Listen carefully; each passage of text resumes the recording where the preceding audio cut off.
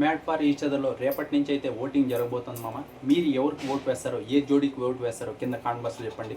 ఇప్పుడు వచ్చేసి టాప్ 5 పెడతారా? నాకు తెలిసి ఈ టాప్ 5కి అయితే పెట్టరు. పెడితే అందరినీ పెట్టాలి.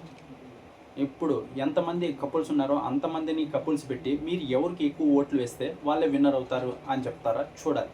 ఎందుకంటే ఇప్పుడు ఎవరు ఎలిమినేట్ అయ్యారో మనకు తెలుసు, ఇప్పటికే ఒక ఐడియా ఉంది. ఇప్పుడు వచ్చేసి రేపు వచ్చేసి సంధ్య అలాగే బిట్రో వీళ్ళు ఎలిమినేట్ అవుతారా?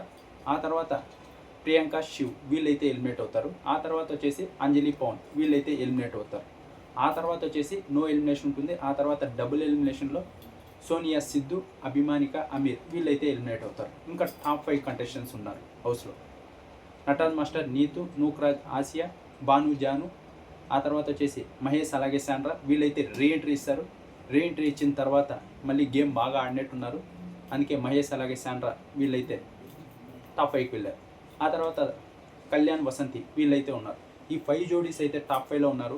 ఇంకొక 10 to 15 డేస్ అదే వీళ్ళు ఎలిమినేట్ అయిపోయిన తర్వాత టాప్ 5కి ఓటింగ్ పెట్టింటే కరెక్ట్గా ఉండిండు. ఇంకా ఫినాలే షూట్ అయితే జరగలేదు. మనం ఏదైతే ఓటింగ్ వేస్తామో దాన్ని బట్టి విన్నర్ని డిసైడ్ చేస్తారు. ఇంకా ఒక 20 డేస్ తర్వాత పెట్టింటే సరిపోయిండేది. కానీ వీళ్ళు రేపటి నుంచినే పెడుతున్నారంటే ఇప్పుడు ఈ ఎలిమినేట్ అయిపోయిన వాళ్ళను కూడా పెడతారా? చూడాలి. టాప్ 5 అయితే కన్ఫామ్గా పెట్టరు. ఎందుకంటే చాలామందికి తెలియదు కదా వీళ్ళు ఎలిమినేట్ అవుతారని. అందరినీ పెడతారు నాకు తెలిసి, నేను అనుకుంటున్నా. ఇదే కన్ఫామ్ కాదు. అందరినీ పెట్టి ఎవరికైతే ఎక్కువ ఓట్లు వస్తాయో వాళ్ళని విన్నర్ చేస్తామని చెప్తారా? చూడాలి రేపు. మీరేమనుకుంటున్నారో కింద కామెంట్ బాక్స్లో చెప్పండి.